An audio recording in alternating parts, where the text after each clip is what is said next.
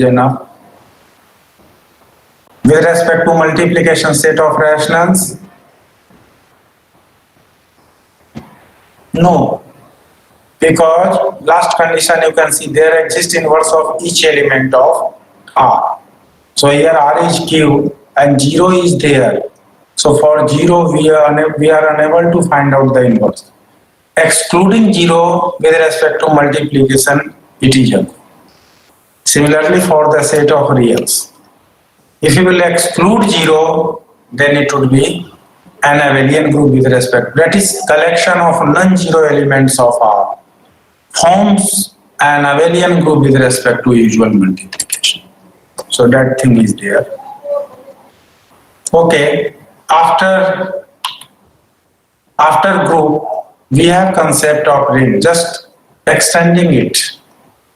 With respect to one operation, you have seen addition, then multiplication. I would like to take now together.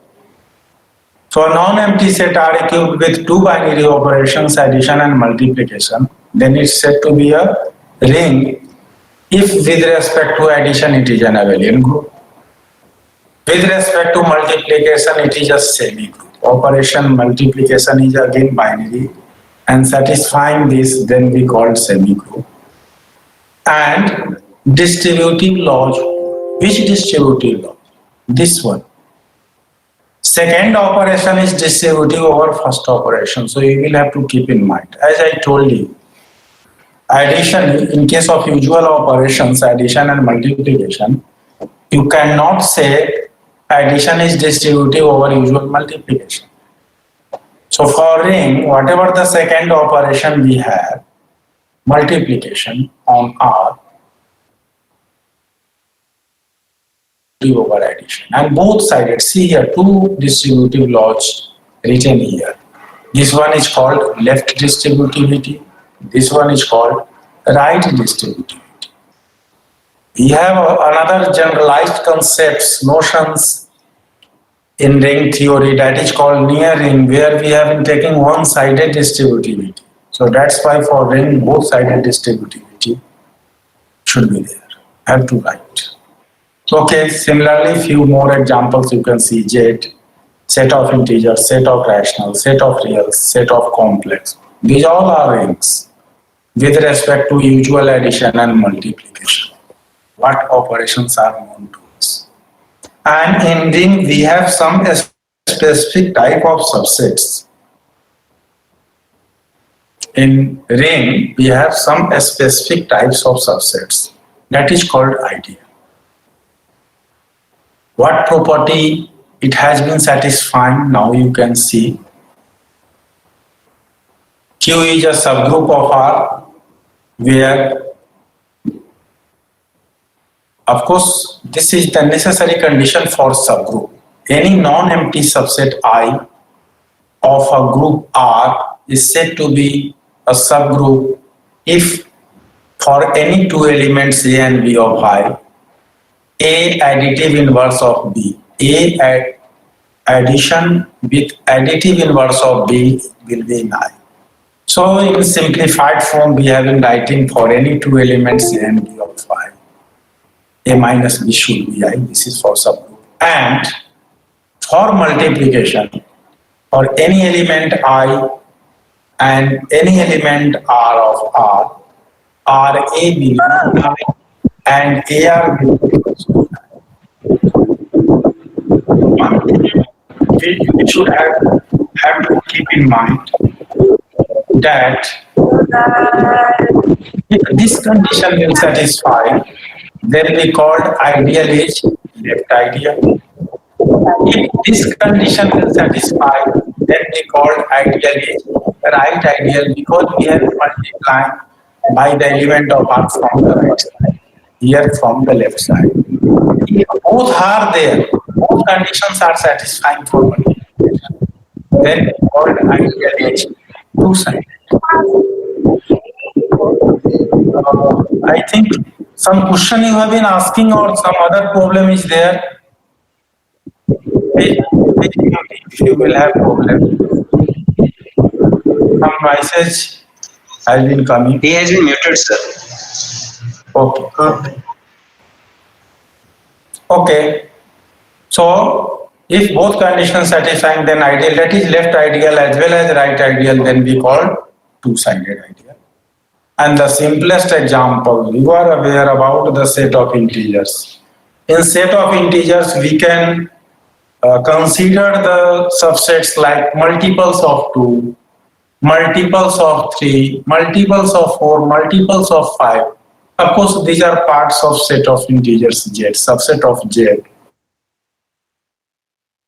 Properties you have seen, these all have been satisfied. These all have been satisfying. Of course, these conditions are satisfying. So these all are ideals of the set of integers.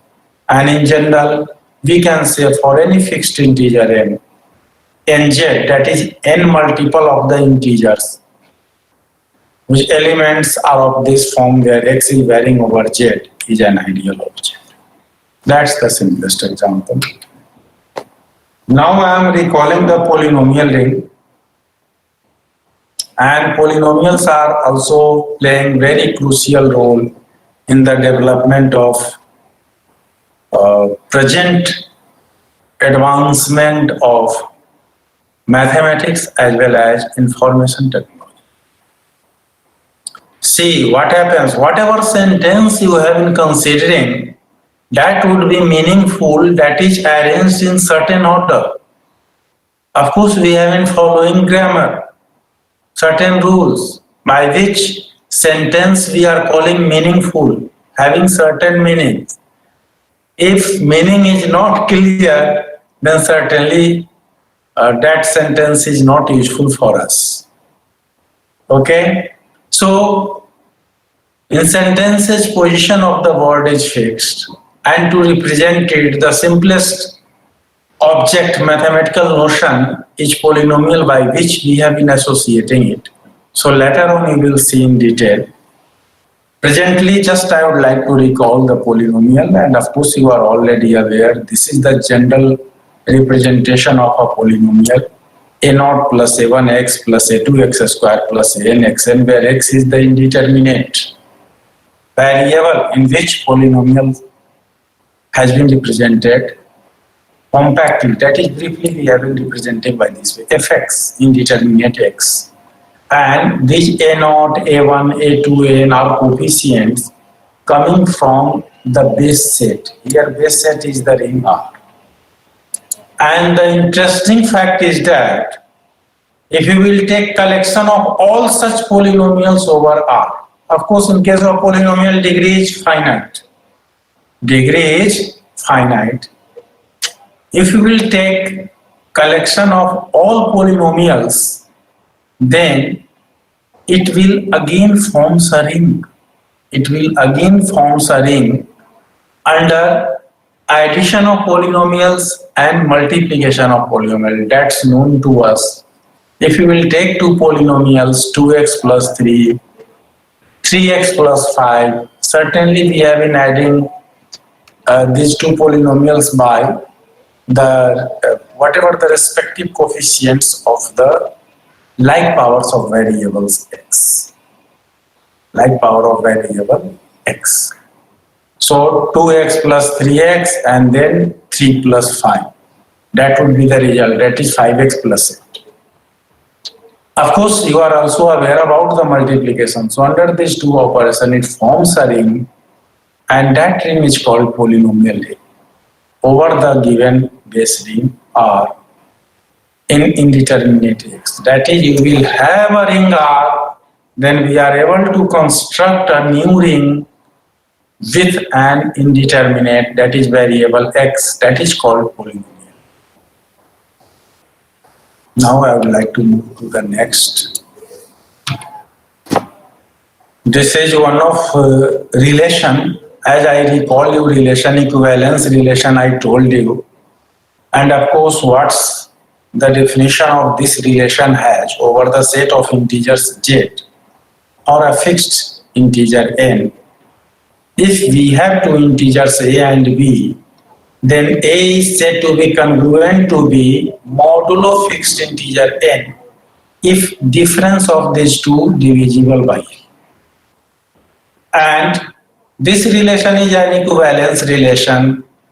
We have certain other results over the equivalence relation, and one of I recalled you a fundamental theorem on equivalence relation, which states that if you will have a non-empty set over which you will have an equivalence relation R, then this equivalence relation partitions that non-empty set into disjoint classes. That classes are known as equivalence classes.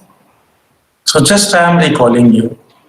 And here what you are looking, 0 bar, 1 bar, 2 bar, and -1 bar, these are distinct equivalence classes. Of course, we are able to find out equivalence classes of n, n plus 1, and so on. But as you are aware, in set, we are writing distinct elements, not repeating the elements in general. And that's why only these n are distinct equivalent classes there, and its collection represented by Zn. And we have other two operations related to modulo, that is addition modulo, multiplication modulo. Okay, under these two operations, again this set forms a ring. The interesting thing is that what rings you have seen earlier, set of integers, set of rationals, set of reals, these all have infinite number of elements. But this Zn has finite number of elements. That is, we have so many such examples of finite rings. And just you have seen about the polynomial ring. If you will have a ring, you are taking an indeterminate x, variable x, and going to construct polynomials, take the collection of polynomials, it will again a ring. So this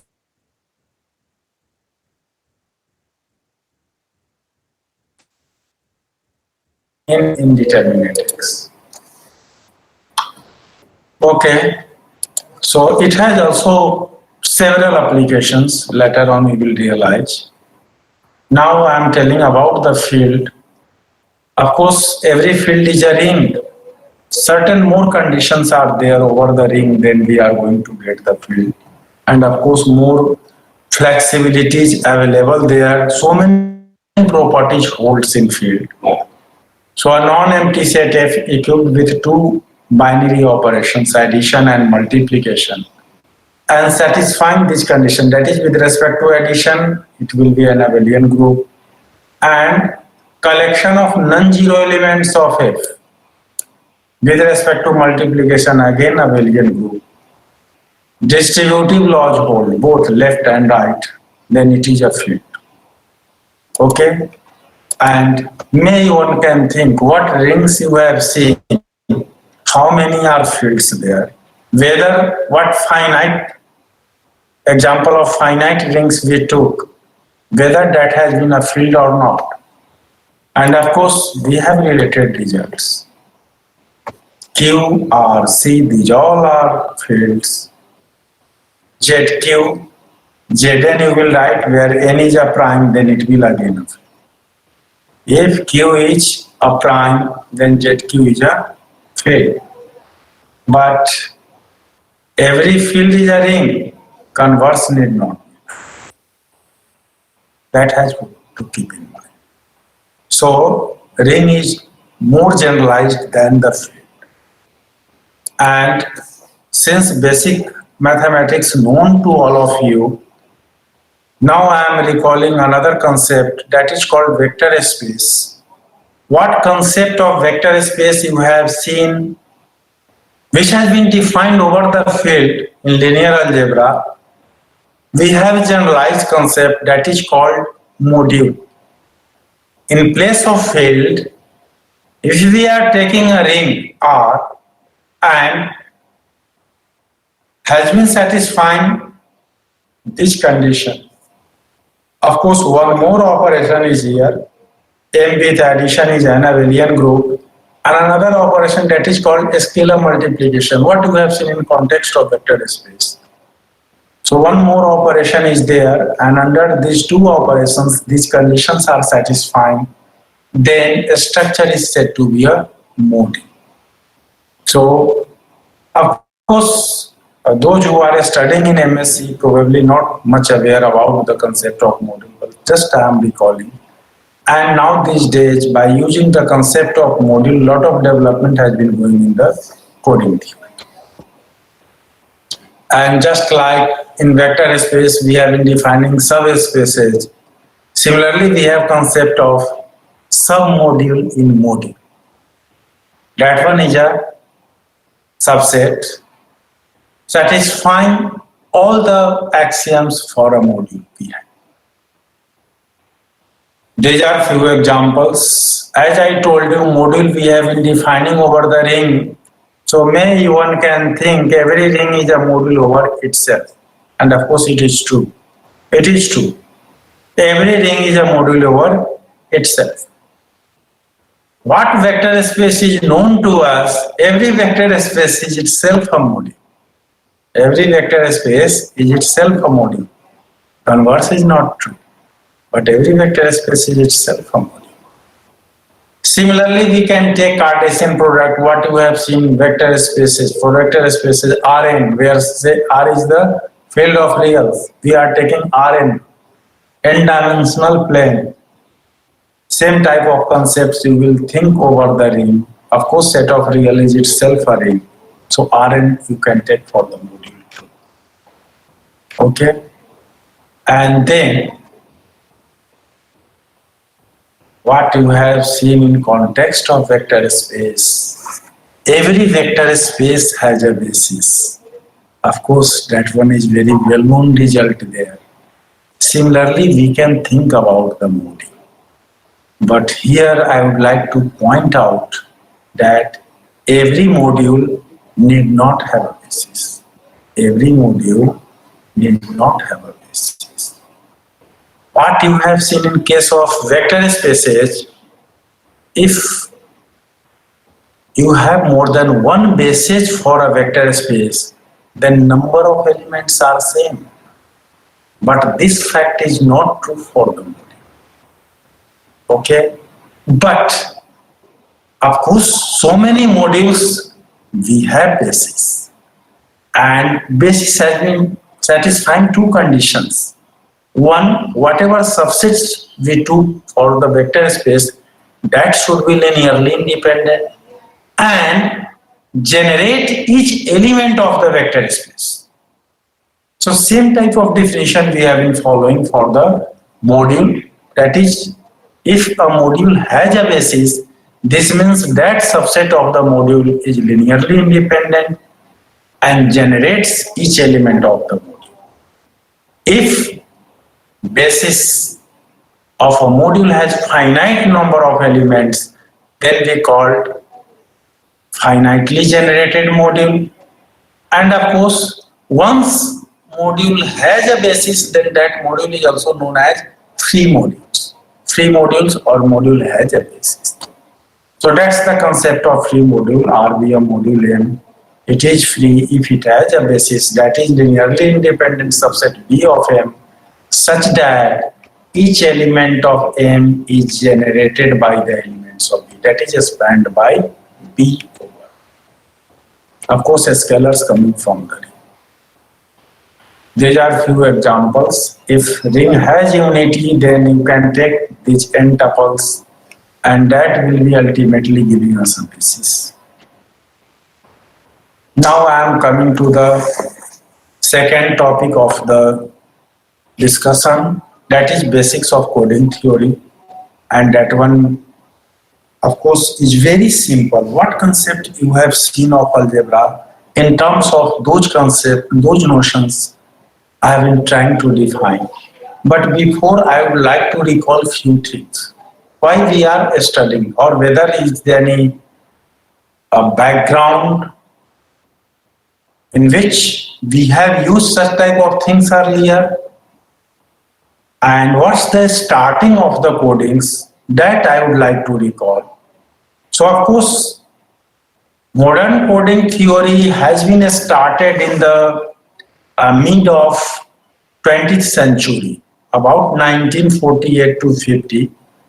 And of course, that's the starting of the systematical development of the modern coding theory.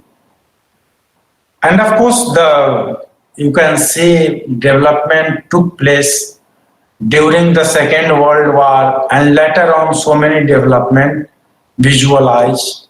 And in this regard, Hammond's one of the well-known whose works of 1948 and between 1948 to 1950 that has been leading the systematical development in this area. It doesn't mean that people had been not used earlier before 20th century. Of course, we have been using. And just I would like to recall those who are of my age group, and of course those who are of more than 20 probably heard that in post office a special type of things have been used to send information from one place to other place, that is called telegram. And just I recall when of my childhood, when I was 10 to 15 years old, then often heard that in any emergency situation or urgent situation, if someone of the family is staying outside, far away from the village or the city, then people had been taking help of telegram to intimate the information. Anybody ill or something, some specific thing is there. And in that cases, one of a special type of things in post office have been used. The post office from where people had been sending the telegram, one operator had been there, and another operation in the post office where information has to receive. And of course, these operators are well aware about this technology where information, whatever the actual information, people have been writing in terms of dot and dashes. Whatever the sentence is there, mother is ill. Of course, corresponding to each word, people had to pay the money to the post office to send the telegram. So very compactly they have been writing the message, and that message ultimately converted by the operator who has been there in the home post office.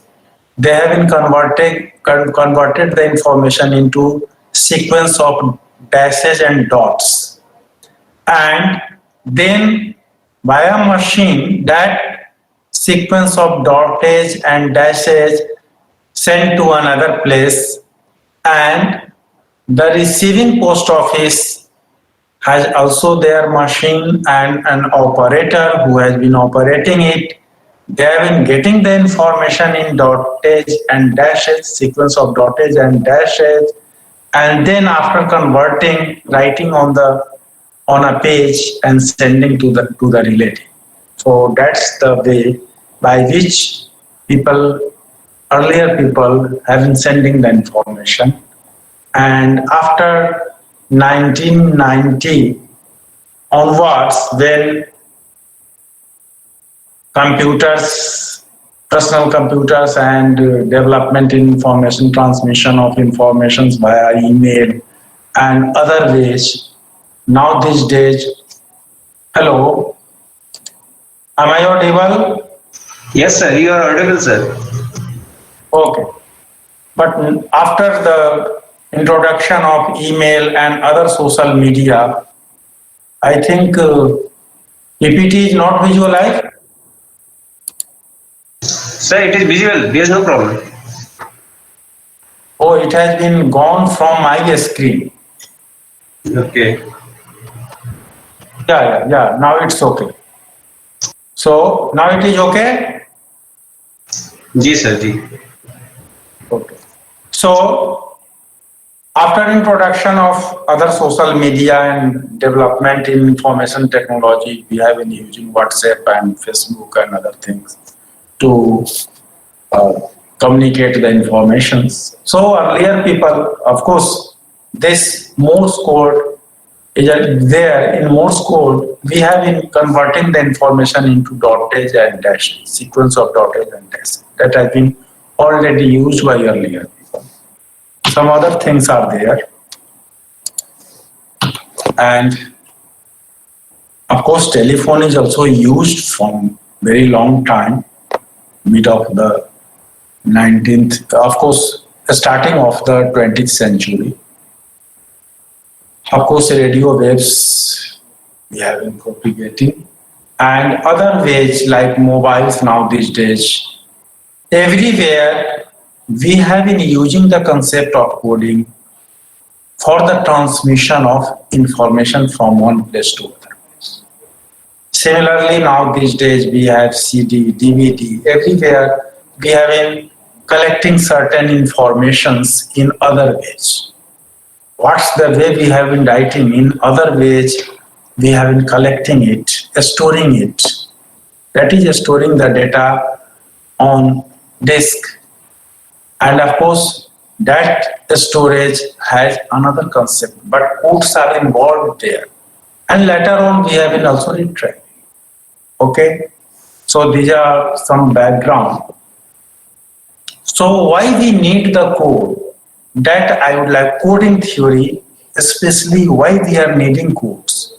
There is also associated branch of mathematics, and of course other people have been also using, computer people have been also using. In physics, physical people have been also, physicists have been also using. That is called cryptography, where whatever the techniques available in mathematics as well as in physics, electrical engineering, computer science, they all have been using by their own way. Okay, so cryptography has a little bit different purpose. In cryptography, the main purpose is hiding the information from the third party. Okay, of course, transmitting the information there, but the main purpose is to hiding. That is, third person cannot see the information cannot be revealed to the third person. So, trying to save from others.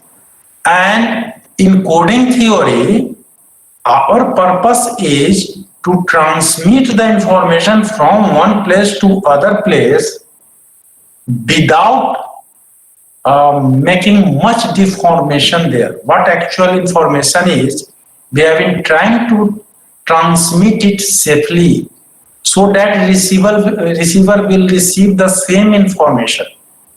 Not much distortion, deformation would come there after the receiving the information. That is, we are trying to keep information safe during the transmission. And you are aware, for transmission, whatever things we have been transmitting, we have certain media. Through certain mediums, channels, we have been transmitting the information. Different types of mediums we have. So quickly I would like to recall this, that is, our purpose is correcting the errors. That is, via codes, we have been correcting the errors which information have been facing during transmission through the channels, communication channels. For example, if we wish to send binary data through a noisy channel, see, noises have been appeared in the channel due to different reasons. Some are natural noises. Of course, what medium channels we have? Some are natural noises, some are artificials. Okay, so whatever noises, of course, if you are taking optical fiber, sometimes some other earlier people have been using other fibers, and information had been transmission has been taking place by that medium. So whatever the materials there, certain natural things is also associated. Sometimes whatever technique we have been using to transmit the information, due to certain problems in the techniques, noises have been appearing in the channel.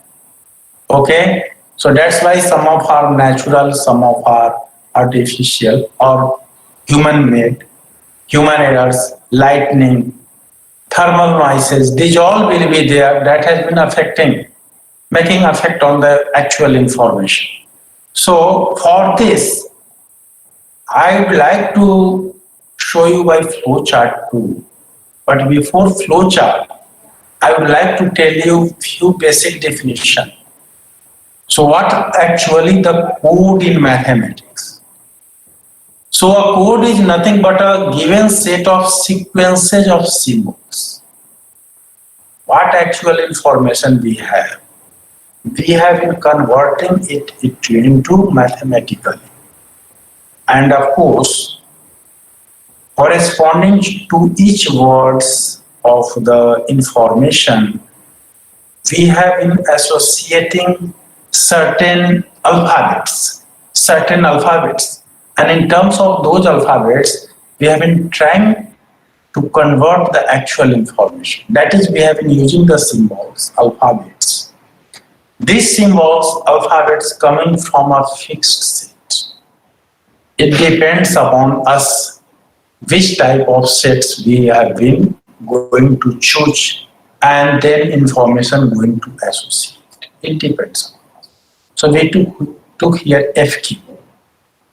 Now on the value of Q, symbols also depends.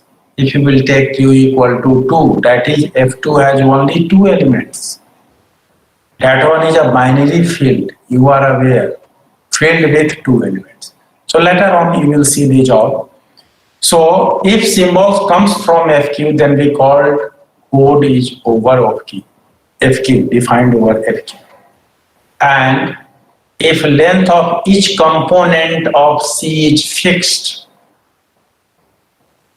whatever collection of sequences we have been taking collectively, giving us the information, that is code, and elements of C are called code words. And if length of each element of C, that is code words, is fixed, then that code is called block code. That code is called block code. If C is a block code of length n over FQ, that is each element of C is of length n, that is sequence of n alphabets, then that is called code is of length n over FQ. And of course, this C, being each element is of length n and elements coming from FQ, so ultimately it is subset of Cartesian product of FQ n times. So that's why I told you, recall you about the Cartesian product of two sets. For example, over FQ, if we will take Cartesian product 3 times of this F2, then certainly whatever elements will be there, that is each element of F2, 3 is the triplets, ordered triplets. So one can write ordered triplets by this sequence of 3 entries, symbols of F2. And we took some of them, called that set is C. Okay. Of course, C has to satisfy certain criteria, then we call it is a code. But if you are assuming this is a code, then this is a block code of length 3 over F2. See here, this is the sequence of 3. No problem at all. Am I right? So that's the definition. An example of a code. Now you can see how message has been going on. As I told you, by a flow chart, you can simply understand What's the concept behind it? We have actual information, message, and that message we have been encoding, because if you are interested to send an information through certain channels via certain machine, with the help of certain machine, then first of all, you will have to convert the actual information in the language of machine. Am I right? And after converting it into language of machine, whatever software have been developed, that has been helping to transmit it into, that is from one place to other place. And of course, we have been designing machine by such a way that information can transmit via certain channel, and then after receiving it will again convert it into our own language. That is what the actual form of information. In that form, we have been trying to retrieve it. Okay? So first we have been converting into machine language. After converting, ultimately it is a collection, and each one component is known as a code word, and these code words transmitted by a channel. Of course, in mathematics, as I truly called you, concept of vector space modules. So each element ultimately is known as vector. So vector, what vector, mathematical vector we have been obtained in machine language, that has been passes through the channel, and certain things we have been receiving. Of course, voices are very strong there in the channel, then certainly affecting the transmitted code words, code vectors, and of course received one is deformed. So certain redundancy we will have to use there to preserve our information as far as possible. And after receiving the vectors, our decoder machine decoding it into the actual form, what initial form information has, so that the receiver can understand the actual information. Am I right? So via flowchart, I have shown the technique by which communication is transmitted through the channel. And here, of course, two things are very important: encoder and decoder. What actual information has via certain action, it has been encoded, and through certain action, it has been decoded. And any action, anything we have been doing in mathematics, we are representing by function. That is, certain work have been taken under certain, whenever we have been working, then certain force we have been applying. Certain function, mathematical function is involved. So we are using two functions, encoding functions, decoding functions. And in terms of encoding, decoding, we can say a binary block m, n code consists of an encoding function e from f2m to f2n, and decoding function d from f2n to f2n. See, actual information is coming from this domain, that is the domain, and after encoding map converted into f2n, n-dimensional, and decoding map we are choosing in such a way that n-dimensional ultimately converted into m-dimensional, what dimension of our actual information. So these two maps are very important. And the image, as I told you, that one is a code word. So that's the image under encoding map, that is called the code words. Yes, another component that has been very important for us, that is called distance function. And a concept of distance you have seen in real analysis as well as in functional analysis. Metric is involved there that has been measuring the distance between 2 points, and of course sometimes measuring of a code, length of a code. So concepts have been involved. I have taken here basic concept of distance metric. So for any two elements of F2n, of course these are n tuples, A and B both are n tuples.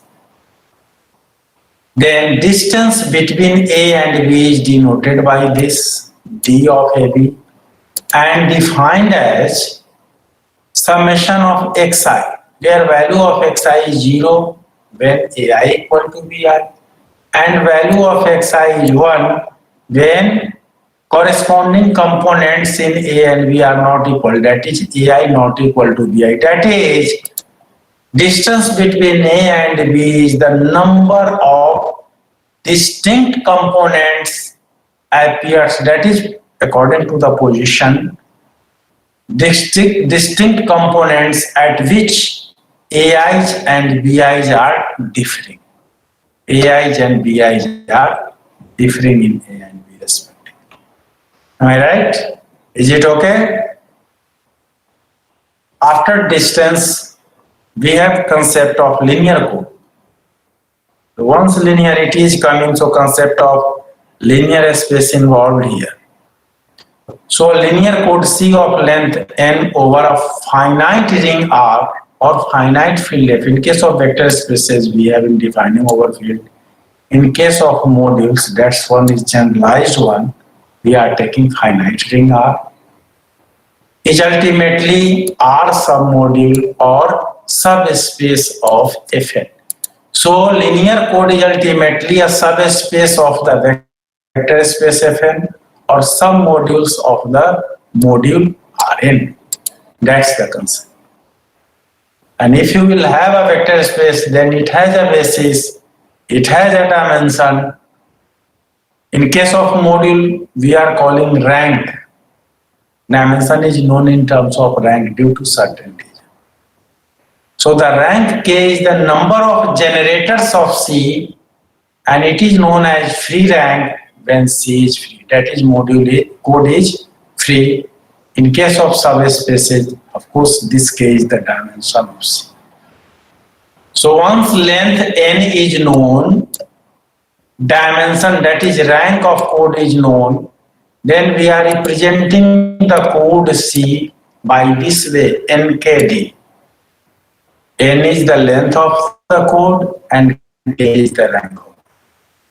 So a linear code represented by this notation NKD, this means code C is of length n and rank K, dimension K in context of vector space, subspace. So that's the concept. Another distance is Hamming distance. That one is also very interesting. Hamilton introduced a concept of distance. See a linear code of length n over a ring R. The Hamming distance between any two code words x and y. Either you will take A and B or x and y, no problem. Again denoted by this notation and defined as this. X and y are differing. That is the number of positions where x and y are differing. Same thing I told you in the previous one here. A and B are differing. Same distance, this concept of distance is taken between x and y. And finally, this is for the distance and Hamming distance for a code C. This is above is between two code words. And for code C means minimum among these all distances. Whatever code words appeared in the code C, the minimum of the distance among these all distances between two code words is known as Hamming distance for the code C. So if Hamming distance is D, then what notation we use for the linear code C? NK. ultimately represented by this way, NKD. Of course, to know about this terminology, length, rank, and distance, there is very strong reason. There is very strong reason. As I pointed out, our main purpose in coding theory to control the errors which we have been facing during transmission through the channel. And to control the errors, there is very strong relation with N, K, and T. Now this is one of example. What code earlier I took in the example. See here, sequence of 3 alphabets. So therefore length is 3. And the interesting part is that it forms but even though जैसा rows forms a basis for C बहुत आसान is said to be a generator matrix for C. Now it is very interesting. K cross C, that is number of rows is K and number of columns is N. And C is of rank, dimension K. That is, whatever the basis elements of C has, if you will write as a row of a matrix, then that matrix is ultimately giving us the generator matrix for the code C. That matrix is ultimately giving us the generator matrix for the code C. And that's representation. As I told you, 2 elements will generate C. We have written as the row, 2 rows, and of course length is N, 3, number of columns, ultimately giving us column matrix, column of this matrix, and that is has been generator, called generator matrix for C, code C. Similarly, another concept associated here, dual of a code. So for an NKD linear code C, its dual is denoted by this X belongs to Rn such that inner product of X with C is 0. Just I would like to recall, here I took concept of inner product. You have already seen concept of Euclidean inner product. How we are finding Euclidean inner product of 2 vectors in Rn. What happens? Multiplying component wise and adding them. Am I right? AI, BI, summation I varying from 1 to n. Summation of AI, BI, I varying 1 to n. Okay. So same way we have defined here. See, we have also concept of another inner product. With the help of another inner product, we have some other codes. These all concepts we have. Okay. And you are aware, once inner product of 2 vectors is 0, this means one is orthogonal to other. One is orthogonal to other. So that's the concept of the dual code of a code. They are orthogonal geometrically. Okay. So, and what you have seen for a code C, a generator matrix, similarly, dual of a code is also a subspace. You have already seen orthogonal complement, concept of orthogonal complement. So C is a code, then orthogonal complement of C, dual of C is also a code, and it has also generator matrix. That generator matrix is known as parity check matrix. So for the linear code C, its parity check matrix H is the generator matrix for the dual code of C. Am I right? And the simplest way of checking is that any X is Rn in C, this product should be 0. If H is the parity check matrix, we are taking transpose so that these 2 matrices, column matrix and this matrix conformal for multiplication. This is an example. What earlier code we took C, we have this dual.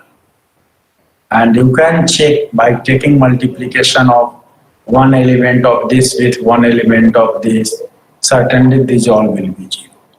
And here generator of dual of C. See here, only 1 and 0 element. So certainly basis of this subspace has only one element, and hence dimension is 1, and that ultimately giving us parity check matrix of the code C.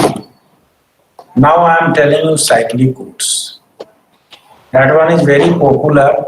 Cyclic code is very popular, and of course we have a strong algebraic properties related to this code.